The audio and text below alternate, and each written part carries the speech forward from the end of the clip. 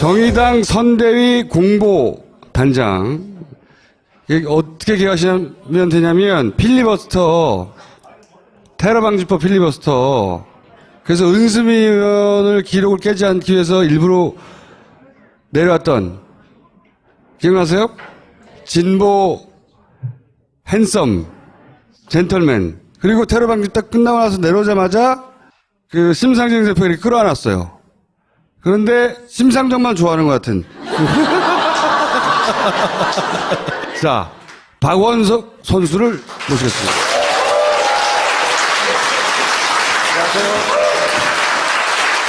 이렇게 진행됐어요. 토론을 잠깐 총평하고, 그 다음에 한 사람이든 여러 사람이든 정해서 상대방 후보를 후드려 패고, 그리고 마무리로 심상정 후보의 홍보를 하던, 아니면 이번 대선에 부탁하는 바를 전하던. 우선은 방금 전에 앞에 패널 얘기하는 거 제가 한참 들었는데요. 참 착하시네요, 이 자리에 계신 분들. 이 토크쇼가 저는 중단되지 않을까 굉장히 조마조마한 심정으로 봤는데 굉장히 자제심이 있으시고 절제력이 있으시고 성숙한 이 청중들이시라는 점을 먼저 칭찬드리고 싶습니다. 어제가 세 번째 토론이었습니다. 그렇죠? SBS에서 처음 했었고, 그 다음에 선관위 1차 토론, 그리고 세 번째 토론이었는데, 세 번의 토론 중에 가장 내용이 알찼던 그런 토론회라고 일단 총괄적으로 평가를 하고요. 왜 그러냐면 대한민국 대통령 후보자 TV 토론에서 동성애 찬반이 이슈로 올라올 줄은 저는 상상도 못했습니다. 그런 점에서 홍준표 후보한테 감사드립니다.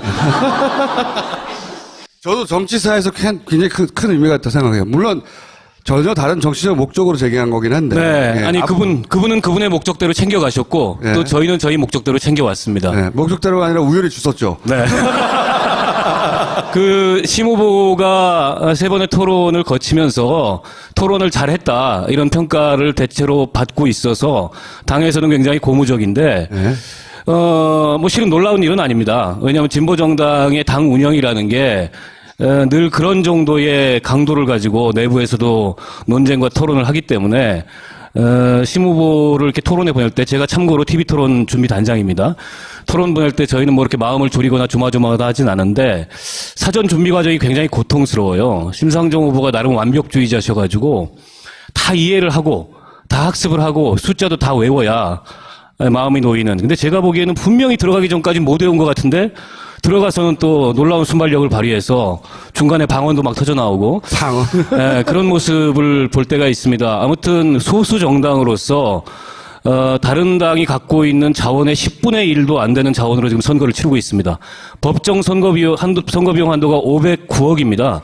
근데 정의당 선거 예산이 50억인데요. 솔직히 말해서 아직 모금 다 못했습니다. 여러분 정의당 후원 계좌 오늘 밤에 찾아보시고 응원 좀 부탁드리겠고요. 이런 상황에서 TV토론이라는 건 사실은 후보와 당의 정책을 알릴 수 있는 흔치 않은 기회죠. 그런데 KBS 토론에 저희가 빠질 뻔했지 않습니까?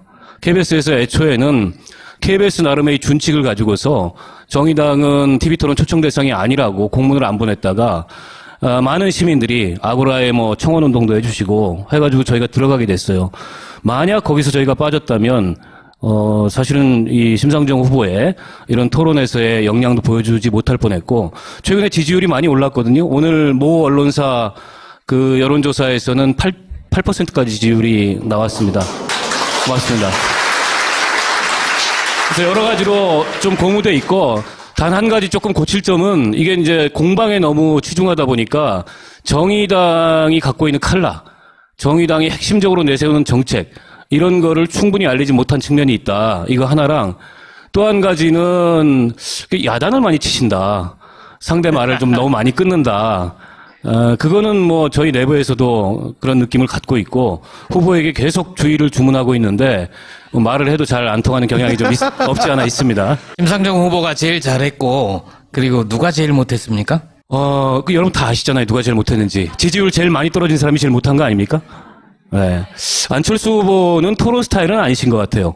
그분이 여러 가지 아이디어나 또 실제로 뭐 혁신가잖아요. 안랩이라는 그런 회사를 통해서 바이러스 발견하고. 근데 토론에서는 그런 면모를 전혀 보여주지 못하는 것 같고, 제가 사실은 토론을 제일 잘했다고 생각하는 사람은 역설적으로 홍준표 후보입니다.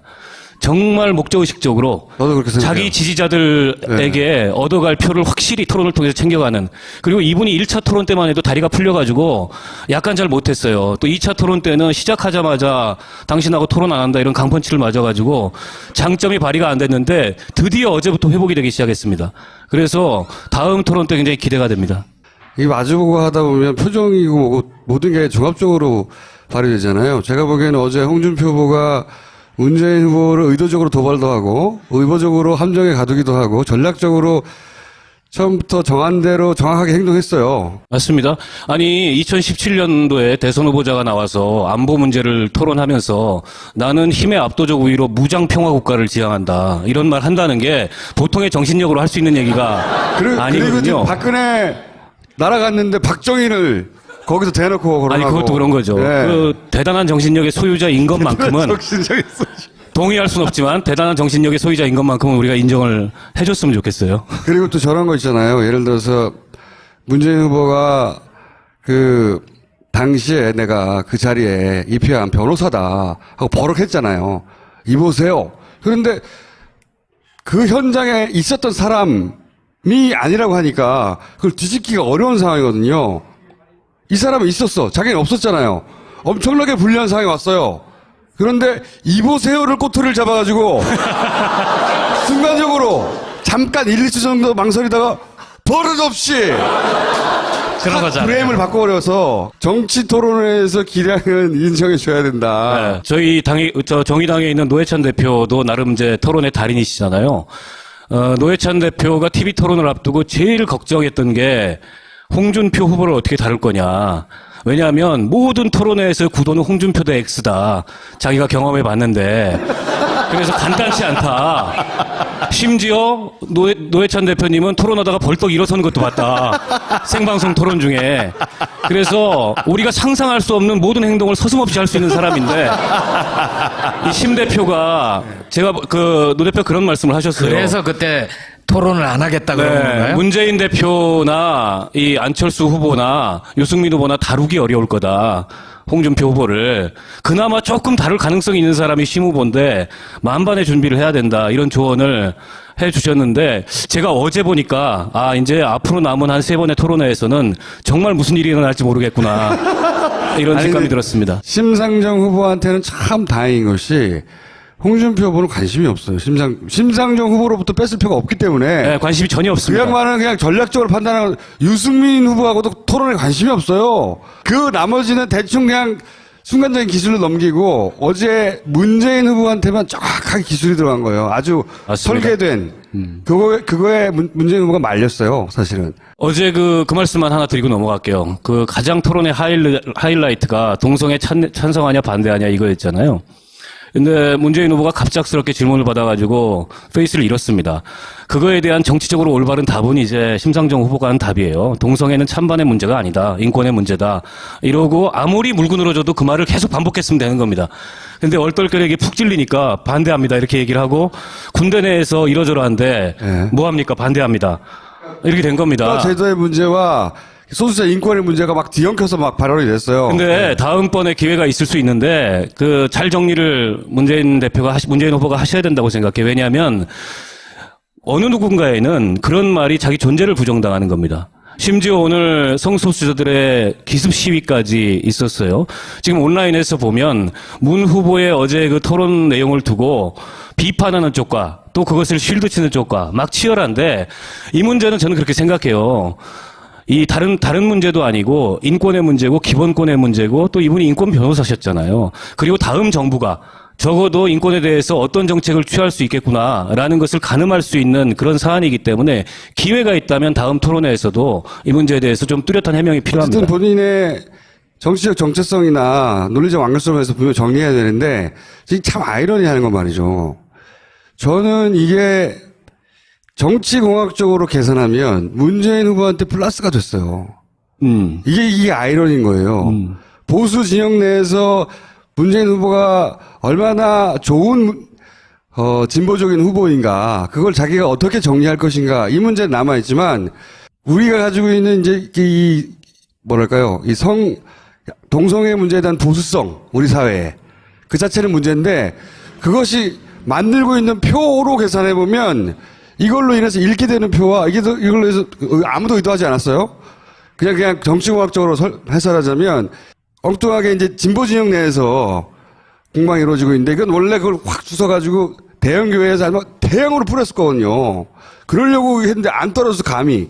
저희가 주워가지고 진보 진영에 덮이고 있습니다. 그런데 어쨌든 플러스 마이너스 표 계산을 하면 교회에서 문재인, 그러니까 예를 들어서 천주교나 개신교에서 문재인 후보가 이거에 대해서 보수적이네 해서 슬금슬금 이런 표도 있어요. 전혀 별개 예산인데 문재인 빨갱이 아니네 이러면서 다시. 그러니까요. 이게 정치공학으로 따지면 홍준표 후보가 문재인 후보를 위기에 빠뜨린 것도 있지만 정치공학적으로 거꾸로 도와준 것도 있는 희한한. 1차 토론 끝나고 나서 심상정 후보가 너무 문재인 후보를 몰아세웠다. 이래가지고 다음날 정의당사로 항의 전화가 1000통쯤 왔습니다. 거짓말 아니에요. 저희 당직자는 잠깐 자리 비웠더니 40통이 찍혀 있더라. 뭐 이런 정도였어요. 근데 그거를 저는 그 문재인 후보 지지자들께서 자세히 생각해 보시면 나쁜 게 아닙니다. 국가보안법으로 심상정한테 왼쪽에서 얻어맞고 복지재정 문제로 왼쪽에서 얻어맞는 게 중도 입지를 강화시켜주는 거예요. 정치공학적으로만 보면. 그래서 안철수 후보의 입지를 뺏은 겁니다. 그래서 2강 구도에서 1강 1중 내지는 뭐 중인지 모르겠는데 앞으로 더 처질 것 같은데 이런 구도로 TV 토론을 통해서 완벽한 전환이 이루어졌다. 이건 물론 안철수 후보의 실수도 있지만 그 TV 토론 석상에서의 이 공방의 구도가 그렇게 만들어진 측면이 있기 때문에 너무 심상정 후보가 왼쪽에서 문재인 후보를 세게 민다는 거에 대해서 그 서운해하시지 않으셔도 근데 되고요. 여기서 또 함정은 심상정 후보는 그거 해주려고 그런 건 아니거든요. 물론이죠. 그거 하러 온 거 아닙니다. 그거 하러 온 거 아니고, 재밌는 거는 1차 토론회 때 그랬습니다. 2차 토론 끝나니까는 박사모류에서 전화가 또 빗발쳤어요. 안보 가지고 또 유승민 뭐 말문 맞고 문재인이랑 짰지 뭐 니네 백기사 했지 막 이래가지고 1000통까지는 아니지만 무지하게 시달렸습니다. 어제 토론 끝나고 오늘은 하루 종일 안철수 후보 지지자들이 또 정의당에 전화를 해가지고 그래서 이 대선판의 대세는 심상정이구나. 심상정이 어떻게 하냐에 따라서 지지자들이 일희일비하는구나. 이걸 느꼈습니다. 근데 이게 재밌는 포인트는 뭐냐면 여기서 정의당이 너무 좋아하고 너무 올라가잖아요. 그러면 이거 정권교체 방해되는 거 아니야? 표 너무 많이 뺏어가는 거 되는 거 아니야? 이런 불안이 생길 수 있어. 이 줄타기를 끊임없이 스물 그럴 일이 아마 없다는 거를 주무시고 나면 내일 확인할 거고요. 저는 이제 뭐 여론조사 결과를 이미 알고 있으나 여기서 공표를 할 수 없습니다. 선거법 위반이기 때문에. 다만 제가 이렇게만 얘기할게요. 거의 더블 스코어니까 염려하지 않으셔도 되고 정체성에 맞게 가치에 투표하십시오. 진짜 어려운 줄타기예요. 이거를 조금만 삐끗하면 엄청난 비난을 받아왔어요. 그리고 과거에 비해서 색깔론이나 이런 네거티브 공격은 별로 힘을 얻지 못하고 정책에 따라서 이렇게 지지율이 왔다 갔다 하는 경우도 이례적이에요. 예, 근데 이제 안보 프레임으로 색깔론을 또 한번 펴려고 했는데 2차 토론회에서 심상정 후보가 단호하게 진압을 했다고 저희는 생각을 하고요. 그걸 두고서 무슨 문재인 후보 편을 들었다라는 건 온당치 않고, 아니, 색깔론의 가장 큰 피해자는 진보정당이었습니다, 역사적으로. 근데 그 토론회 석상에서 그 색깔론 프레임으로 문재인 후보를 공격하는 거를 만약 우리가 그냥 눈 뜨고 보고 있었다면 그건 진보정당으로서 자기 정체성을 배신하는 일이기 때문에 애초에 그거는 토론 준비할 때부터 유승민 후보가 됐든 홍준표 후보가 됐든 안보 문제, 특히 뭐 주적 논쟁이라든지 북핵 문제를 가지고 색깔론을 걸어오면은 단호하게 보시자라는 저희가 결의를 하고 들어갔던 거고, 그 준비대로 사실은 그 토론이 수행이 됐습니다. 제가 보기엔 심상정 후보에게 제일 위험한 때가 언제냐면 여론조사 지표가 공표되지 않는 일주일간이에요.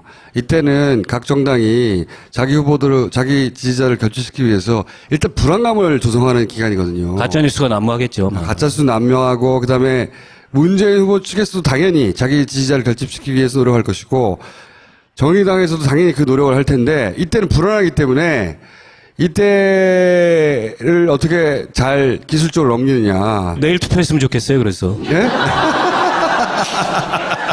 정의당은 누구를 위해 출마한 게 아니고 문재인 당선을 보조하기 위해 나온 게 아니고 이 당연한 자존심이에요. 그걸 건들면 안 되는데 근데 이 마지막 일주일간은 전략적으로 행동해야 돼.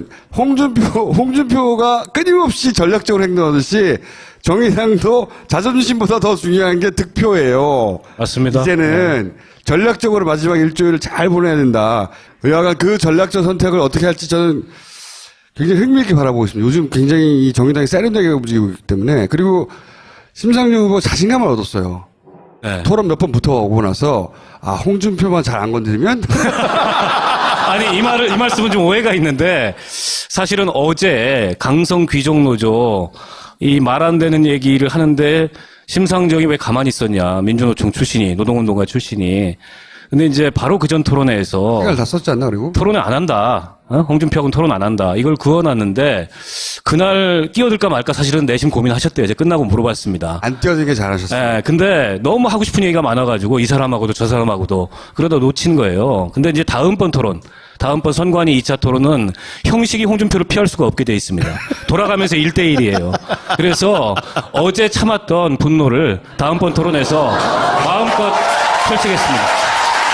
어쨌든 저도 홍준표 후보를 오랫동안 상대해본 사람으로서 굉장히 오랫동안 10년 이상 상대해봤거든요. 기술자예요. 그걸 명심하셔야 된다. 네, 저희는 타짜라 그럽니다. 기술자가 확실하고 그때 만약에 심상정 후보가 홍준표 후보를 확실히 제압한다. 이번 대선에서 목표 두 자릿수 득표인데 제가 보기엔 그것도 가능하다 봐요. 그때 확실히 제압하면. 네. 노회찬 대표가 이 토론의 달인인데 그 행만도 맨날 하던 얘기가 있어요. 조심해야 된다. 홍준표 조심해야 된다. 저하고도 항상 그 얘기해도 홍준표는 조심해야 된다.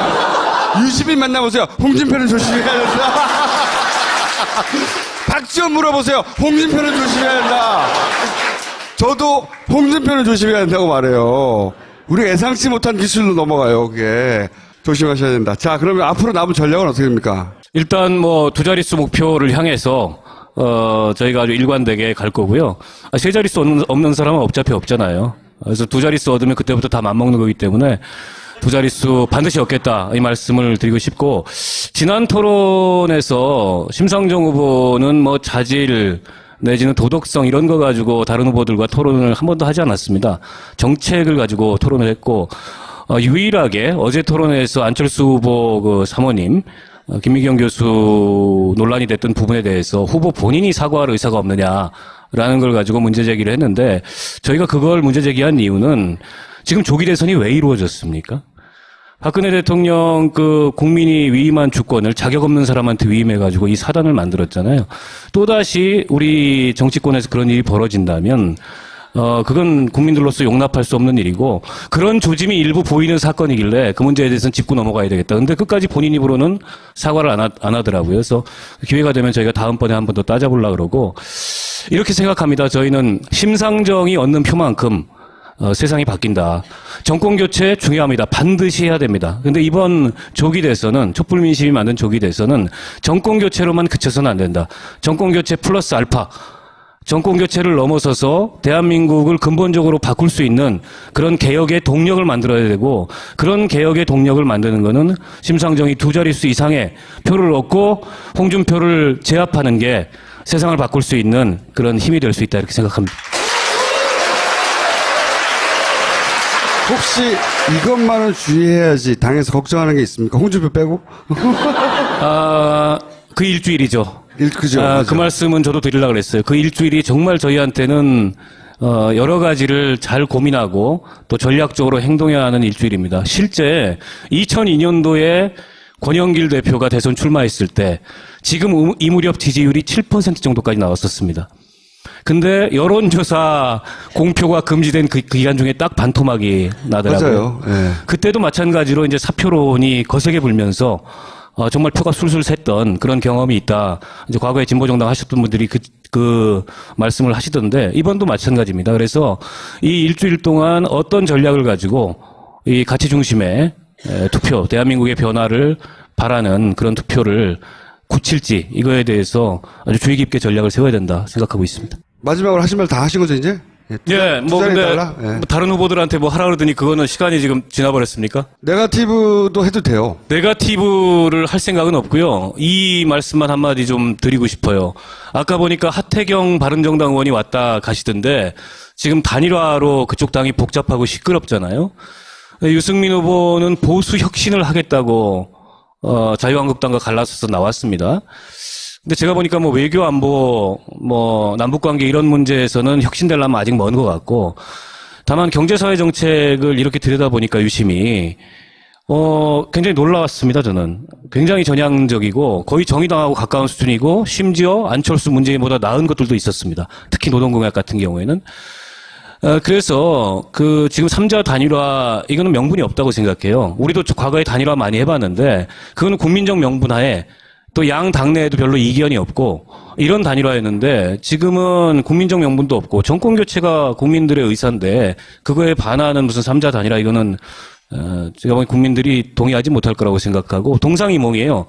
어제도 서로 다른 얘기 하더라고요. 그래서 잘 안 이루어질 것 같고 저는 대한민국의 정치가 정상화되려면 합리적인 진보도 있고 또 그 반대편에 온건하면서 합리적인 보수가 제대로 설 때 사실은 온건하면서 합리적인 보수가 없기 때문에 오늘날 대한민국 정치가 이 모양이 이 꼴이 됐는지도 모릅니다. 수구 보수 기득권 세력만이 자기들 스스로가 보수라고 보수를 참칭했던 그런 과정이었는데 정말 독립운동하는 심정으로 유승민 후보가 이 어려움을 뚫고 이번 대선을 통해서, 물론 안 되겠죠.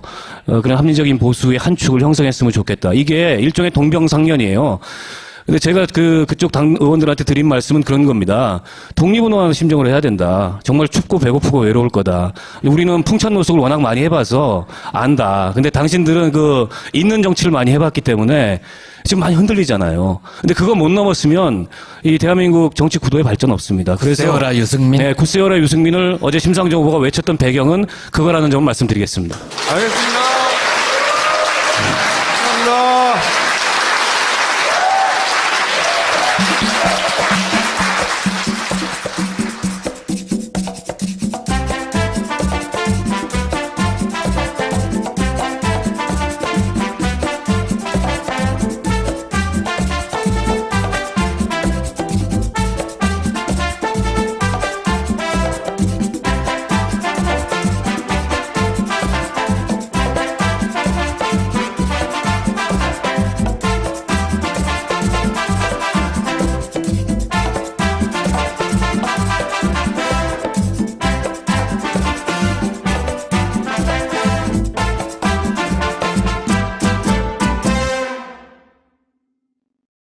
PPL 사랑의 7시간 마켓에 올라오는 제품들을 오프라인으로 끌고 나와가지고 1년에 딱 한 번씩 장터를 하는데 4월 30일 일요일 오후 1시부터 8시까지 4월 30일 이번 주 일요일이죠. 오후 1시부터 8시까지 충정로 벙커에서 사랑의 7시간 1년에 한 번 하는 오프라인 마켓 행사를 합니다. 애플비대 가정의 달 5월이 곧 옵니다. 선물이 고민되신다면 3년간 수리비가 공짜인 애플비대를 선물하세요. 청소 패키지 증정 이벤트를 원래 4월까지 하려고 했는데 5월 10일까지 연장한다고 합니다. 구매 적기가 아닌가 싶습니다. 3년 무상 AS에 빛나는 애플비대 5월을 맞아 소중한 사람에게 선물하세요. 자, 본황칠 이노큐 대선 토론 늦은 시간까지 청취한 뒤 찾아오는 분노, 짜증 등등으로 편치 않는 밤을 보내시는 분들, 그분들께 추천합니다. 본황칠 이노큐 편안한 밤을 보장합니다. 딴지마켓에서 만나보세요. 네, 다음은 레전드 야구존인데요. 스크린 골프는 많잖아요. 그런 것처럼 레전드 야구존은 실제 야구를 야구장이 아닌 실내에서 즐길 수 있는 곳입니다. 그래서 응원만 하는 게 아니라 실제로 공이 날아오면 때려보고 안타도 만들어보고 그런 거죠. 다른 팀 응원한다고 싸우지들 마시고 레전드 야구존에 가셔서 방망이 한번 휘둘러 보는 건 어떨까요? 입야구 대신 레전드 야구존에서 실력을 겨뤄보세요. 기적이 아닌 날은 없다라는 책인데요. 이 저자를 제가 알아요. 예전에 한총련이라고 전대협 후신 대학생 조직이었죠. 그쪽에 위원장을 했던 분입니다. 강위원이라고요. 그분하고 동료 세 부부가 전라남도 영광에 내려가서 농촌에서 공동체를 만들었답니다. 여민동락 공동체고요. 2007년부터 10년 동안 농촌 공동체를 일구기 위해서 굉장히 여러 가지가 있었겠죠. 땀도 흘리고 눈물도 흘리고 그 경험을 담담하게 적은 책입니다. 저희 한겨레에서도 토요판에 이진순의 열림이라는 인터뷰 코너가 있는데요. 거기서도 강위원 이분 인터뷰를 한번 한 게 있습니다. 기적 아닌 날은 없다. 파란 창에서 책 제목을 넣으면 구입 사이트로 연결된답니다. 정의당 선대위 공보단장. 이게 어떻게 기억하시면 되냐면, 필리버스터, 테러 방지법 필리버스터. 그래서 은수미 의원을 기록을 깨지 않기 위해서 일부러 내려왔던, 기억나세요? 진보, 핸섬, 젠틀맨. 그리고 테러 방지 딱 끝나고 나서 내려오자마자 그 심상정 대표가 이렇게 끌어안았어요. 그런데 심상정만 좋아하는 것 같은. 자, 박원석 선수를 모시겠습니다. 안녕하세요. 이렇게 진행됐어요. 토론회를 잠깐 총평하고, 그 다음에 한 사람이든 여러 사람이든 정해서 상대방 후보를 후드려 패고, 그리고 마무리로 심상정 후보의 홍보를 하던, 아니면 이번 대선에 부탁하는 바를 전하던. 우선은 방금 전에 앞에 패널 얘기하는 거 제가 한참 들었는데요. 참 착하시네요, 이 자리에 계신 분들. 이 토크쇼가 저는 중단되지 않을까 굉장히 조마조마한 심정으로 봤는데 굉장히 자제심이 있으시고 절제력이 있으시고 성숙한 이 청중들이시라는 점을 먼저 칭찬드리고 싶습니다. 어제가 세 번째 토론이었습니다. 그렇죠? SBS에서 처음 했었고, 그 다음에 선관위 1차 토론, 그리고 세 번째 토론이었는데, 세 번의 토론 중에 가장 내용이 알찼던 그런 토론회라고 일단 총괄적으로 평가를 하고요. 왜 그러냐면, 대한민국 대통령 후보자 TV 토론에서 동성애 찬반이 이슈로 올라올 줄은 저나 많은 시민들이 아고라에 청원 운동도 해주시고 해가지고 저희가 들어가게 됐어요. 만약 거기서 저희가 빠졌다면, 사실은 이 심상정 후보의 이런 토론에서의 역량도 보여주지 못할 뻔했고, 최근에 지지율이 많이 올랐거든요. 오늘 모 언론사 그 여론조사에서는 8%까지 지지율이 나왔습니다. 고맙습니다. 그래서 여러 가지로 좀 고무돼 있고, 단 한 가지 조금 고칠 점은 이게 이제 공방에 너무 치중하다 보니까 정의당이 갖고 있는 칼라, 정의당이 핵심적으로 내세우는 정책, 이런 거를 충분히 알리지 못한 측면이 있다. 이거 하나랑 또 한 가지는 야단을 많이 치신다. 상대 말을 좀 너무 많이 끊는다. 그거는 저희 내부에서도 그런 느낌을 갖고 있고 후보에게 계속 주의를 주문하고 있는데 말을 해도 잘 안 통하는 경향이 좀 없지 않아 있습니다. 심상정 후보가 제일 잘했고 그리고 누가 제일 못했습니까? 여러분 다 아시잖아요. 누가 제일 못했는지. 지지율 제일 많이 떨어진 사람이 제일 못한 거 아닙니까? 네. 안철수 후보는 토론 스타일은 아니신 것 같아요. 그분이 여러 가지 아이디어나 또 실제로 혁신가잖아요. 안랩이라는 그런 회사를 통해서 바이러스 발견하고. 근데 토론에서는 그런 면모를 전혀 보여주지 못하는 것 같고, 제가 사실은 토론을 제일 잘했다고 생각하는 사람은 역설적으로 홍준표 후보입니다. 정말 목적의식적으로 자기 지지자들에게 얻어갈 표를 확실히 토론을 통해서 챙겨가는. 그리고 이분이 1차 토론 때만 해도 다리가 풀려가지고 약간 잘 못했어요. 또 2차 토론 때는 시작하자마자 당신하고 토론 안 한다 이런 강펀치를 맞아가지고 장점이 발휘가 안 됐는데 드디어 어제부터 회복이 되기 시작했습니다. 그래서 다음 토론 때 굉장히 기대가 됩니다. 이 마주보고 하다 보면 표정이고 뭐고 모든 게 종합적으로 발휘되잖아요. 제가 보기에는 어제 홍준표 후보가 문재인 후보를 의도적으로 도발도 하고 의도적으로 함정에 가두기도 하고 전략적으로 처음부터 정한 대로 정확하게 행동했어요. 맞습니다. 아니 2017년도에 대선 후보자가 나와서 안보 문제를 토론하면서 나는 힘의 압도적 우위로 무장 평화 국가를 지향한다 이런 말 한다는 게 보통의 정신력으로 할 수 있는 얘기가 그리고 아니거든요. 지금 박근혜 날아갔는데 박정희를 거기서 대놓고 거론하고. 아니 그것도 그런 거죠. 네. 그 대단한 정신력의 소유자인 것만큼은 정신적이었어. 동의할 수는 없지만 대단한 정신력의 소유자인 것만큼은 우리가 인정을 해줬으면 좋겠어요. 그리고 또 저런 거 있잖아요. 예를 들어서 문재인 후보가 그 당시에 내가 그 자리에 입회한 변호사다 하고 버럭했잖아요. 이보세요. 그런데 그 현장에 있었던 사람이 아니라고 하니까 그걸 뒤집기가 어려운 상황이거든요. 이 사람은 있었어. 자기는 없었잖아요. 엄청나게 불리한 상황이 왔어요. 그런데 이보세요를 꼬투리를 잡아가지고 순간적으로 잠깐 1, 2초 정도 망설이다가 버릇없이 그런 거잖아요. 프레임을 바꿔버려서 정치 토론회에서 기량은 인정해줘야 된다. 네, 저희 당에 정의당에 있는 노회찬 대표도 나름 이제 토론의 달인이시잖아요. 노회찬 대표가 TV 토론을 앞두고 제일 걱정했던 게 홍준표 후보를 어떻게 다룰 거냐. 왜냐하면 모든 토론회에서 구도는 홍준표 대 X다. 자기가 경험해 봤는데. 그래서 간단치 않다. 심지어 노회찬 대표님은 토론하다가 벌떡 일어서는 것도 봤다. 생방송 토론 중에. 그래서 우리가 상상할 수 없는 모든 행동을 서슴없이 할 수 있는 사람인데 이 심 대표가 제가 노 대표 그런 말씀을 하셨어요. 그래서 그때 토론을 안 하겠다 그런 네, 건가요? 문재인 대표나 이 안철수 후보나 유승민 후보나 다루기 어려울 거다.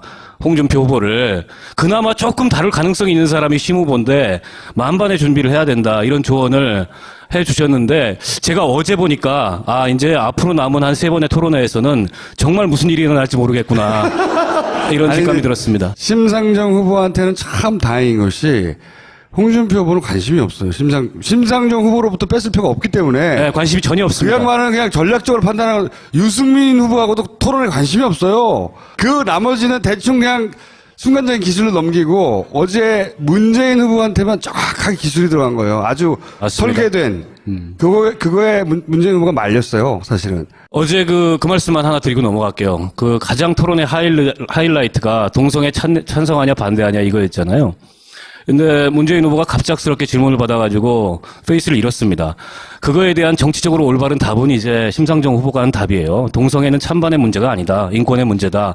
이러고 아무리 물고 늘어져도 그 말을 계속 반복했으면 되는 겁니다.